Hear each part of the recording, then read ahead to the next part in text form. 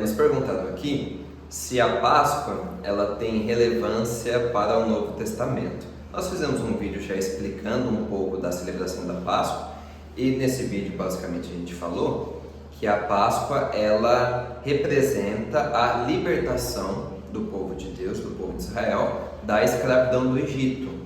Então, ela representando essa libertação da escravidão do povo do Egito, também apontava para o sacrifício e para a libertação que o próprio Jesus iria realizar para o seu povo, e aí seria a libertação de um poder muito mais forte, que seria o poder do pecado, do reino das trevas e tudo mais. Para responder essa pergunta, se a Páscoa tem relevância para o Novo Testamento, a gente tem que dizer que, em certo sentido, é sim e não a resposta.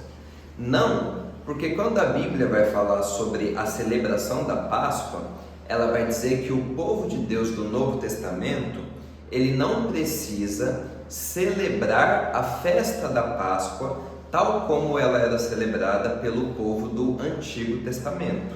Então a gente não precisa fazer todas aquelas comidas, todas aquelas cerimônias que aconteciam durante a celebração da Páscoa. Essa parte nós não precisamos fazer, então essa parte da Páscoa não é mais relevante. Por outro lado, uma vez que a Páscoa ela apontava para o sacrifício de Jesus, ela tem uma certa relevância no Novo Testamento por causa desse motivo, né? Então a gente vê na festa da Páscoa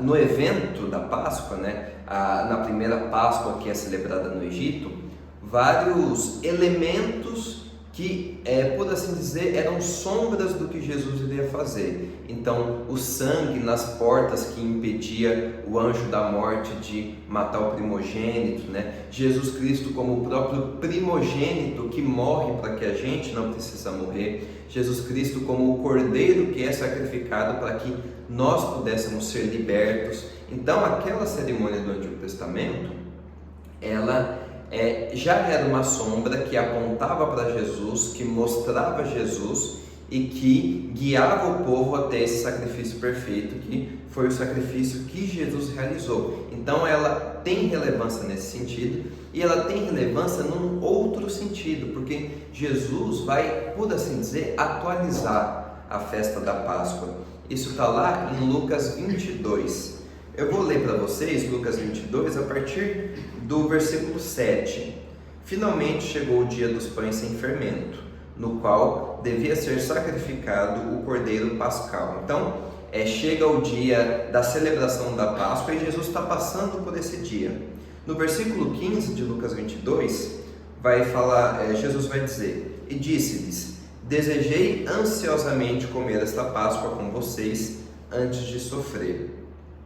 E aí, então, Jesus está fazendo essa celebração da Páscoa, só que no versículo 19 e 20 tem uma virada na história aqui.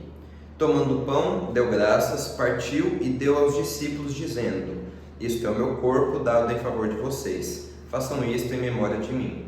Da mesma forma, depois da ceia, tomou o cálice, dizendo: Este cálice é a nova aliança no meu sangue, derramado em favor de vocês.